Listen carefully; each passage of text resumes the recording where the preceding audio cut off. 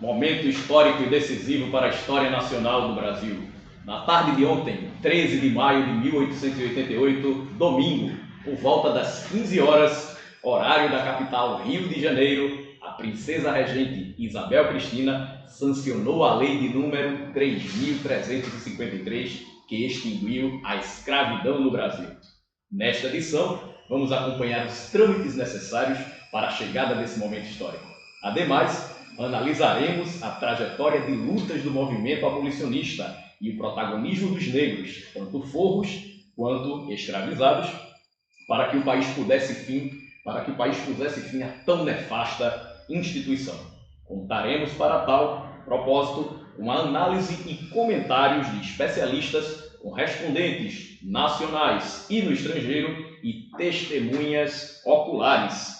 Eu sou Feliciano da Veiga, hoje é 13 de maio de 1888 e está no ar mais uma edição do jornal O Abolicionista, órgão da imprensa brasileira na luta árdua e incansável pela cidadania de todos os brasileiros.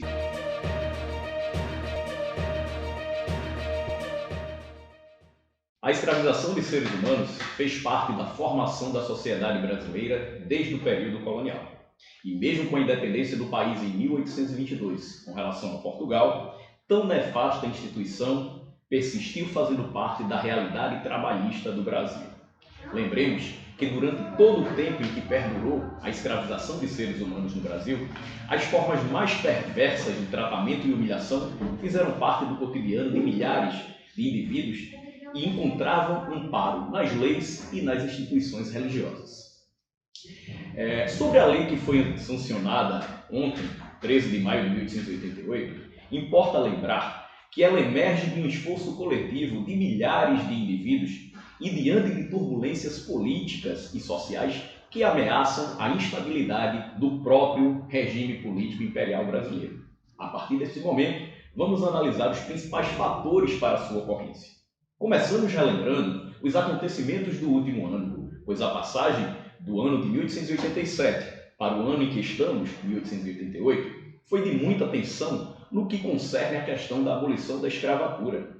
Tivemos confrontos públicos entre abolicionistas e escravistas, debates árduos na imprensa e no parlamento, abolicionistas do porte do parlamentar pernambucano Joaquim Nabuco, recebendo uma carta do próprio Papa a favor da abolição da escravatura no Brasil.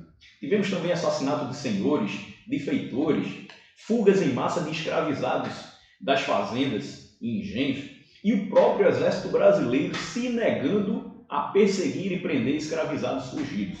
Tudo isso denotava a existência de um clima político e social propício a um confronto cada vez mais iminente, diante do qual era necessário que as autoridades políticas do Brasil agissem. O projeto de lei que pôs fim à escravatura no Brasil foi encaminhado ao Senado Imperial no dia 3 de maio de 1888, ou seja, 10 dias atrás, na abertura do ano parlamentar. O deputado André Rebouças, seu autor, defendia o que ele chamava de democracia rural, ou seja, que, uma vez libertos os escravizados, deveria o Estado brasileiro fazer uma distribuição de terras para essas pessoas como forma de indenização pelos anos árduos de sofrimento e trabalho escravo. No entanto, a contraproposta do governo brasileiro foi apenas extinguir a escravidão, sem nenhuma forma de indenização para essas pessoas. A tramitação ocorreu em regime de urgência e, na votação, apenas 9 deputados e 6 senadores votaram contra. Foi aprovada, então, a lei de número 3.353, com apenas 2 artigos, dizendo que abolia a escravatura no Brasil, e o segundo artigo falando que revogavam-se todas as disposições em contrário. Essa é uma questão bastante polêmica e uma questão que demanda muita discussão e uma análise profunda, visto que o que se espera de um Estado que abole a escravatura, que liberta os escravizados, no entanto, não contempla essas pessoas dentro de um projeto de sociedade, dentro de um projeto de nação. E a partir de agora, o que será desses ex-escravizados? São várias perspectivas que temos aí diante da realidade nacional que demandam uma interpretação séria e honesta. A abolição, porém, não foi construída da noite para o dia. Na edição de hoje, como já falamos, vamos analisar como então a abolição da escravatura no Brasil foi arquitetada. Vamos começar falando dos fatores externos que a causaram. Para isso, eu gostaria de convidar Saturnino dos Anjos, nosso correspondente do estrangeiro, direto da fria e cinzenta cidade de Londres, capital da Inglaterra. Olá, Feliciano da Veiga, eu falo diretamente de Londres, na Inglaterra. E a Inglaterra é um país que teve uma influência decisiva para o fim da escravatura no Brasil. Isso porque a maioria da elite política brasileira sempre foi pró-escravista. E foi graças à pressão inglesa que, em meados dos anos de 1840 e 1850, o Brasil proibiu pela primeira vez o tráfico de escravizados diretamente do continente africano. Uma lei aprovada no parlamento inglês em 1834, conhecida como Bill Abbey, ela autorizava navios da marinha inglesa a afundarem toda e qualquer embarcação que estivesse traficando escravizados diretamente do continente africano. Sem falar que, para o Brasil, nesse momento, no discurso com a Inglaterra, a maior potência mundial desse tempo, não cairia nada bem. Agora devemos nos perguntar, por qual razão a Inglaterra fez e faz lobby pelo fim do escravismo no mundo afora? Vamos entender que a questão é muito mais econômica e política do que necessariamente humanitária. A Inglaterra, grande potência econômica de nosso tempo, encontrava-se naqueles idos de 1840, 1850, no auge de sua primeira revolução industrial, demandando constantemente aumento de mercados consumidores para seus produtos industrializados, pressionando países escravistas como o Brasil a transformarem escravizados em assalariados livres, logo consumidores. Outro fator, Feliciano, deveras importante, foi justamente outro fator externo, deveras importante, foi justamente a abolição da escravatura nos Estados Unidos da América em 1865, depois de uma longa guerra civil, a Guerra de Secessão, que matou milhares de pessoas, dividiu o país e teve como principal motivo os confrontos entre o norte dos Estados Unidos industrializados e sul escravista. A abolição também se havia processado em países vizinhos e nas antigas colônias da América Espanhola, aqui no continente americano, obviamente, com exceção de Cuba, que inclusive já estava sinalizando o desejo de extingui-la, o que fazia com que o Brasil estivesse caminhando também para se tornar o único país escravista das Américas. É com você, Feliciano. De volta aos estúdios, agradecemos ao nosso correspondente diretamente de Londres, quem conversou um pouco conosco sobre as influências externas, os fatores de política, da conjuntura política internacional que influenciaram na abolição da nossa escravatura. Mais uma vez agradecemos ao correspondente Saturnino dos Anjos. Agora, pessoal, gostaríamos de destacar um fator também preponderante para o fim da escravização de pessoas oriundas da África aqui no Brasil, que é o papel do próprio escravizado. Pois a luta dessa gente, importa lembrar, no Brasil, remonta aos princípios do processo da escravização há cerca de 300 anos atrás, ainda no século XVI. Essa gente nunca se acovardou ou aceitou passivamente serem rebaixados ao status de coisa ou cidadãos de segunda categoria. Felipe Marim, carpinteiro, ex-escravizado de nação Marim, um povo natural de um país chamado Dahomey, na África, costa oriental da África, gravou seu depoimento e mandou para nós. Vamos ver um pouquinho a importância que teve o papel desses escravizados nessa luta, né? Sua trajetória de resistências e enfrentamento à questão do escravismo, a negação do escravismo. Vamos acompanhar o depoimento do senhor Felipe Marim, ex-escravizado. Meu nome é Albani. No Brasil recebi o nome cristão de Felipe Marim. Eu sou do povo Marim, que é natural do Dahomey, um país da costa ocidental africana. Fui sequestrado na minha aldeia, do meio do meu povo, com idade de 13 anos. Aqui no Brasil aprendi o ofício de carpinteiro, trabalhei durante 20 anos no Recife, em serviço de carpintaria. Vez ou outra, o meu senhor me alugava como escravo para outros senhores, em engenhos próximos ao Recife ou em vilas aqui da província de Pernambuco, como Olinda, Igaraçu, Goiânia. Nesses locais de trabalho, testemunhei o cotidiano de dor e sofrimento de muitos dos meus irmãos africanos escravizados, mas também testemunhei a sua luta e a sua resistência contra a opressão. É importante que se diga que a luta do meu povo negro começou quando o primeiro escravizado chegou nessa terra. Essa lei que foi aprovada ontem começou a luta por ela há 300 anos atrás, quando se formou o primeiro quilombo, quando se lutou o primeiro capoeira, quando houve a primeira luta, o primeiro assassinato de um feitor. Nosso povo resistiu e resiste até hoje. O nosso povo não se entrega, o nosso povo luta. Outra forma de luta que nós tivemos foi as estratégias que nós utilizamos para que eles não apagassem a nossa identidade, para que eles não nos tornassem coisa. Nós nunca deixamos de ser pessoa, nem permitimos que eles fizessem isso conosco. A nossa identidade eles não destruíram. A nossa cultura, a nossa fé, eles não destruíram. Nosso povo vai seguir lutando. A nossa fé que eles tanto perseguiram, demonizaram, satanizaram, foi quem nos ajudou a enfrentar os dias de dor, de angústia, de medo, de saudade do nosso povo, da nossa terra, da nossa casa. Eles não vão nos apagar, eles não vão nos destruir. O nosso povo vai seguir lutando. E enquanto existir preto sendo discriminado nessa terra, a nossa luta ela vai continuar. A Lei Áurea, a Lei 3.353, não significa o fim da luta do povo preto.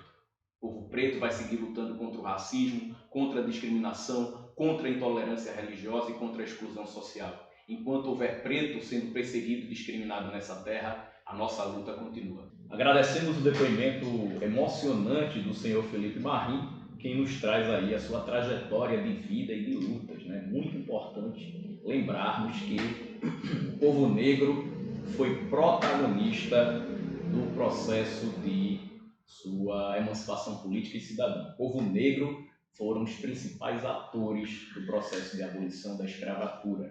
A abolição da escravatura no Brasil não pode nunca ser entendida como um benefício, um beneplácito feito pelas elites, e sim como resultado das estratégias políticas de luta e de resistência também do povo negro escravizado. Importante que se diga isso. Agora, pessoal, temos aqui em nosso estúdio a presença do professor Rafael Lira, né? O professor Rafael Lira é especialista em História do Brasil e Direito Constitucional, e o professor Rafael Lira ele fará para nós uma análise sobre a trajetória de construção, né, de arquitetamento das leis abolicionistas no Brasil e de que formas a aprovação da lei de número 3.353, que já está sendo chamada aí pelas pessoas como Lei Áurea, né, ou Lei de Ouro, a lei que, dada a sua importância histórica e social, ela é a lei das leis do Brasil, e de que formas a aprovação dessa lei impactará na sociedade brasileira e nas perspectivas de futuro para o povo negro daqui em diante. Então, por favor, professor. Boa noite a todos. Eu queria, antes de mais nada, agradecer um convite, né, para estar aqui presente discutindo um tema tão importante e tão oportuno para a vida de todos os brasileiros. Tá? Professor, nós sabemos que a luta pelo fim da escravidão no Brasil ela vem de longa data. Não é de hoje, nem se circunscreve apenas ao século XIX. A verdadeira campanha abolicionista, nós podemos dizer, ela começou no Brasil quando chegou o primeiro escravizado. Fala um pouco sobre isso, professor. Então, sobre essa pergunta que você me fez inicialmente, eu gostaria de dizer que, de fato, a verdadeira campanha abolicionista ela começou no Brasil em 1550, quando temos registro da chegada do primeiro africano escravizado nessas terras. Então, de 1550 até 1888, essa luta ela nunca cessou. O povo negro ele se insurgiu das mais diferentes formas, das mais diferentes maneiras, através de fuga, através de aquilombamento, através de sabotagem dos meios de produção, através de assassinato de seus perseguidores, né? Então, essa luta é uma luta que ela foi construída ao longo de mais de 300 anos de história.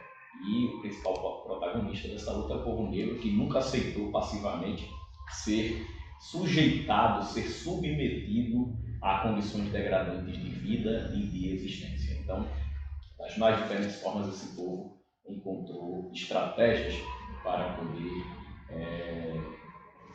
conduzir a sua vida, o seu destino. Tá?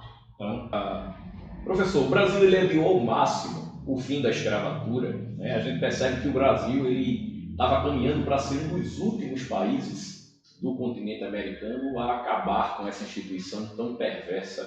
Explique por qual razão o Brasil ele tardou tanto a tomar essa atitude, né? Aprovar o fim da escravatura. O Brasil ele adiou ao máximo o fim da abolição da escravatura por uma razão muito óbvia. O Brasil ele é um país agroexportador, somos extremamente dependentes das commodities agrícolas, né? Como o café, como o açúcar, como o algodão, o cacau. E essa ultradependência das commodities agrícolas, ela vai ditar a nossa forma de regime de trabalho. O escravista típico brasileiro, o fazendeiro, o senhor de engenho, ele depende muito da mão de obra escrava por conta da atividade econômica que predomina no Brasil, que é a lavoura, a grande lavoura, a lavoura de monocultura, que tende a atender aí ao mercado externo. Então, isso faz com que o Brasil tenha uma dependência grande da mão de obra escrava. O último século ele trouxe para nós a novidade do trabalho assalariado e incentivo à imigração.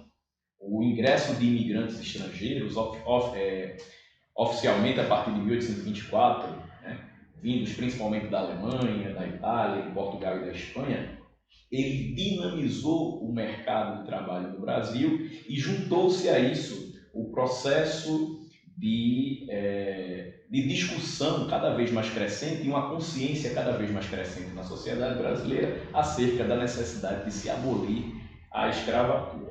A nossa elite, obviamente, ela buscou retardar ao máximo esse processo, porque eles haviam gasto muito dinheiro, né, comprando escravizados, e o que o Brasil fez na prática foi tentar criar leis, que a gente poderia dizer que são leis para inglês ver, uma expressão que se tornou muito comum no século XIX e que denota justamente a existência daquelas leis que não pegam muito na prática ou que não funcionam muito. Eu trouxe aqui um material para apresentar para vocês, falando um pouquinho aí dessa trajetória de ocorrência dessas leis, e nós iremos analisar. Primeiro ponto que eu já tinha até tratado, traz atenção acerca do ano de 1550, quando há o registro da chegada dos primeiros escravizados africanos, mais especificamente a Bahia, mais especificamente a Salvador, que foi nossa primeira capital. Destaca-se nesse processo também o protagonismo negro na abolição da escravatura. Vamos lembrar que entre os séculos XVI e o século XIX, que nós estamos agora, várias experiências anti-escravistas elas ocorreram na realidade brasileira. Entre elas, fugas, aquilombamentos, sabotagem dos meios de produção e, principalmente, destaque-se a questão das micro-resistências. O que é que a gente trata aqui como sendo micro-resistências? Essas micro-resistências, elas se dão muito na esfera do cotidiano. Então é aquele escravizado que as pessoas julgam estarem submissos, mas ele está desenvolvendo processos internos, processos próprios de resistir à escravização. Esses processos eles podem se dar, por exemplo, quando aquela escravizada velhinha que trabalhava na cozinha, né, aquela escrava doméstica, ela sabotava, por exemplo, a comida dos patrões, ela apimentava, ela salgava, ela colocava algum tipo de sujidade na comida. Isso é uma forma, assim, de pequena resistência, é uma forma de você negar aquela realidade social na qual você está inserido. As formas de resistência cultural, o povo africano escravizado no Brasil, seus descendentes preservaram muitos traços da cultura que trouxeram da África, através de danças, de música, de culinária. A sua fé, a sua crença religiosa tem um papel de destaque, de protagonismo nessa realidade. Então, tudo isso denota experiências anti-escravistas que não podem ficar limitadas apenas ao século XIX.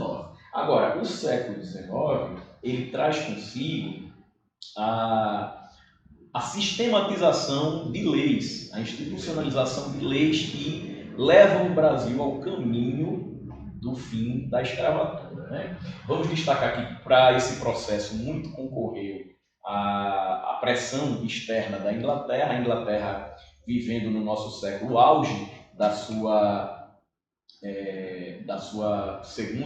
primeira revolução industrial, demandando, portanto, o mercado consumidor para adquirir seus produtos escravizados. A Inglaterra ela esbarra, então, na realidade de países escravistas, onde o escravizado ele não recebe salário, logo ele não pode consumir.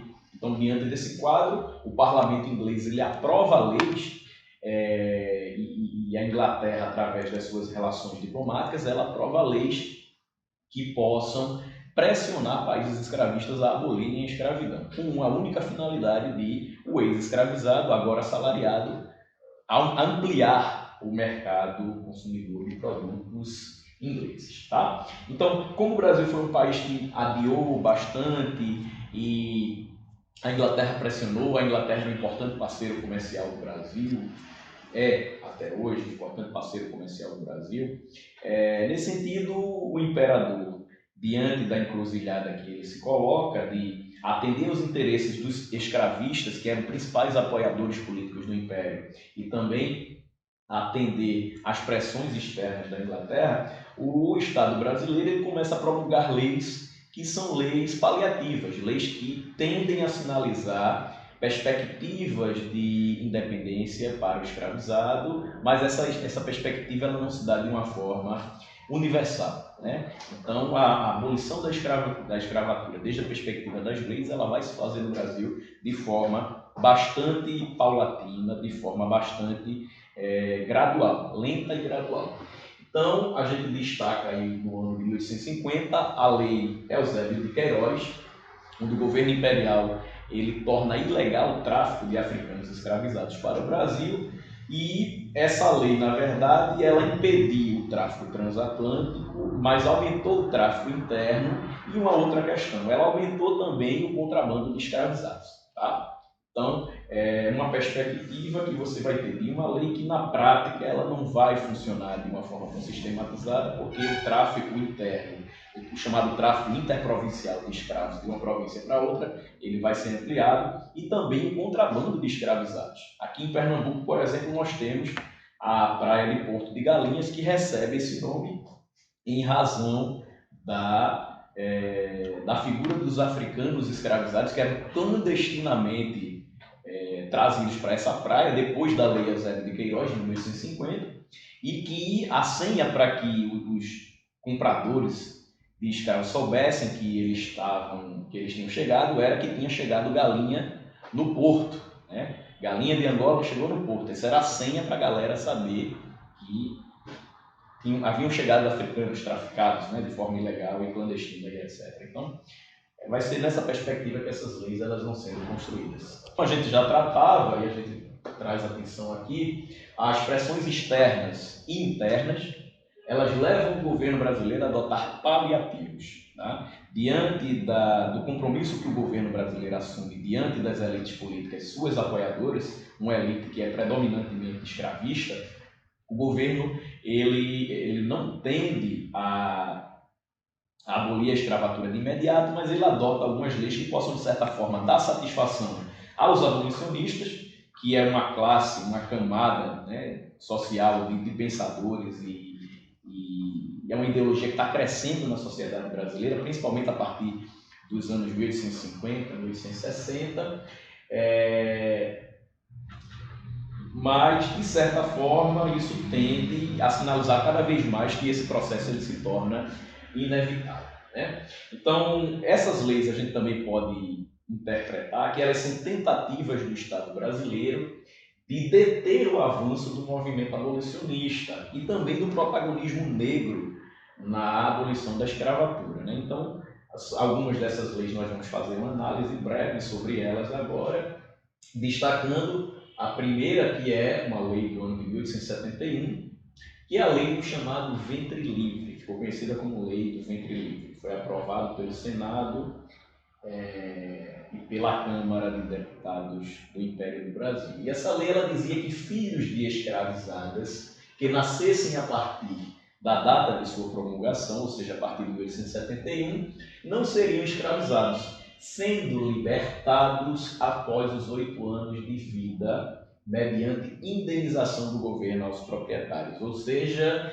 em 1871, a criança completaria 8 anos de vida, em 1879, a partir dessa data, essa criança escravizada ela ficaria sob tutela do Estado brasileiro. Essa lei ela não funcionou na prática porque, se a mãe é escravizada, obviamente a criança vive com a mãe junto do seu senhor, do seu proprietário, obviamente a criança na prática também vai ser utilizada para trabalho escravo. Então, é uma lei que não funcionou muito na prática e não funcionou também porque o Estado ele não criou estruturas de acompanhamento e fiscalização da execução dessa lei. Bom, uma outra lei que nós temos é uma lei de 3 anos atrás, de 1885, que é a Lei Saraiva-Cotegipe, ou Lei dos Sexagenários. Essa é uma outra lei bastante contraditória, paliativa e que indica também a tentativa do Estado brasileiro de amortecer a luta legítima do movimento abolicionista. Então, a Lei Saraiva-Cotegipe, ou Lei dos Sexagenários, ela concedia liberdade aos cativos maiores de 60 anos. Isso é de um absurdo,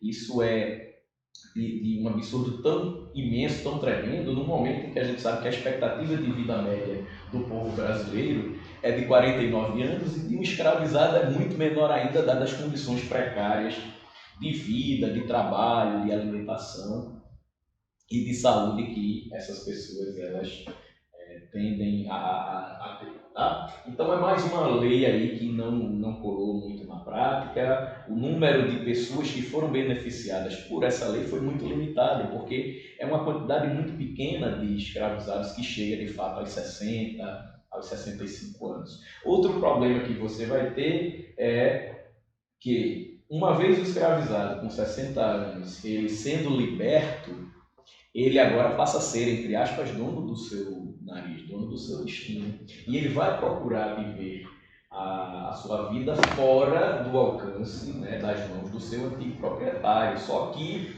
essas leis elas são aprovadas e o Estado ele não cria estruturas que possam dar um suporte a essas pessoas que estão saindo da tutela do seu proprietário. Ora, o cara foi escravizado a vida inteira. O cara não tem escolaridade, o cara não tem profissão. O que é que ele vai fazer agora com 60 anos de idade livre, entre aspas, né? Então não tem muita perspectiva de futuro e de qualidade de vida. Muitos desses ex-escravizados eles são expulsos das fazendas, das propriedades e passam a vagar aí nas ruas, esmolando e numa situação realmente de muita insegurança. E por fim, a lei de 1888, a lei que foi aprovada ontem, 13 de maio de 1888, a conhecida, já está sendo chamada aí de Lei Áurea, ou Lei de Ouro, dada essa importância, e ela aboliu definitivamente o escravismo no Brasil sem restrições. Essa lei ela é fruto de debates bastante acalorados, debates que vêm sendo construídos pelo menos nas 3 últimas décadas, e esses debates, importa afirmar, eles traziam sim a importância do Estado brasileiro criar estruturas de inclusão cidadã do povo negro e de seus descendentes, do ex-escravizado, mas foram rejeitadas. A proposta, por exemplo, do deputado André Rebouças era de que esses ex-escravizados, como forma de indenização pelo trabalho que eles desenvolveram, eles recebessem um lote de terra para poder viver, para poder plantar, para poder criar condições de sobrevivência. E isso foi negado pelo Estado brasileiro. A abolição ela se fez sem projeto de construção, de inclusão cidadã do povo negro dentro da sociedade.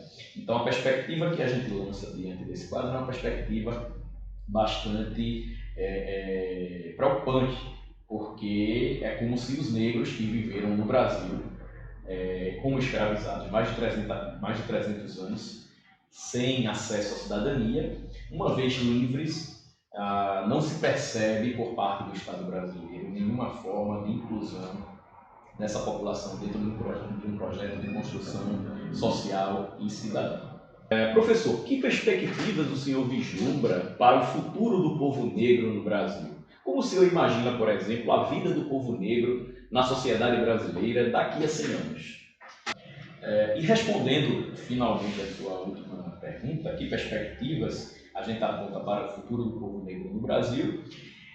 Se esse projeto que está sendo gestado, né, da Lei 3.353, que não inclui o povo negro dentro de projeto, de processos de cidadania, se esse projeto ele persiste, ele perdura durante muito tempo na realidade brasileira, infelizmente o futuro que nós vislumbramos para o povo negro não é dos melhores. O povo negro que viveu toda a sua vida sem acesso à escolaridade, sem acesso à profissionalização, sem acesso a condições dignas de moradia, de habitação e etc., infelizmente vai permanecer sendo aí a principal parte, o principal segmento da sociedade brasileira que tem esses direitos sociais básicos negados. Alice a isso, o fenômeno do racismo, que é muito forte na sociedade brasileira. A gente sabe que o governo imperial brasileiro, nesse último século, principalmente nas últimas 3 décadas, nos últimos 30 anos, investiu muito na questão do incentivo à imigração como forma de povoar regiões do Brasil e desenvolver a questão agrícola, né, a grande lavoura cafeeira e etc., principalmente nos estados do sul e sudeste brasileiro. No entanto, essa imigração ela se processa através de um viés racista e eugenista. Por quê? Porque o incentivo é feito apenas à imigração de povos brancos da Europa. Então, quem são os imigrantes que o Brasil deseja? São os alemães, os italianos, os portugueses, os espanhóis, e isso em substituição à mão de obra negra, que vai sendo cada vez mais relegada a um segundo lugar, a um segundo papel. Então, as perspectivas que nós apontamos para o futuro do povo negro, quando você me pergunta como vislumbramos a sociedade brasileira, a inclusão do negro na sociedade brasileira daqui a 100 anos, não são lá muito animadoras. Enquanto o Brasil, enquanto nação, enquanto Estado, não criar um projeto amplo de inclusão desse recorte da sociedade, infelizmente não teremos perspectivas muito felizes. Infelizmente vai se reproduzir o fenômeno do preconceito, do racismo, da intolerância religiosa, as manifestações culturais de origem negra, as religiões de matrizes africanas vão continuar sendo perseguidas, a violência das autoridades policiais com relação ao povo negro ela vai continuar se perpetuando e as condições de vida, de acesso à escolaridade, de acesso a melhores condições de renda, de emprego, infelizmente elas vão continuar persistindo se o Estado brasileiro não tomar medidas claras no sentido de incluir essa população.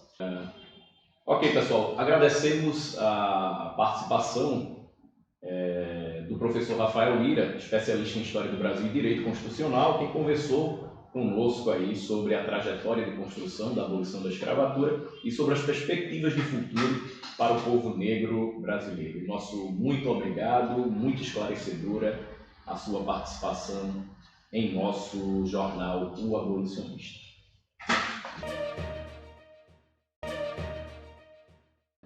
Prezados, desta forma estamos encerrando a edição de hoje, 13 de maio de 1888, do jornal O Abolicionista.